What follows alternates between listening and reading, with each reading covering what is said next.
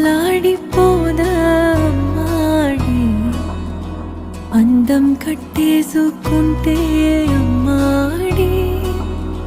ఇంకా కల్లోనే ఉన్నా అమ్మాడి ఈ మాటే అంటూ ఉంటూ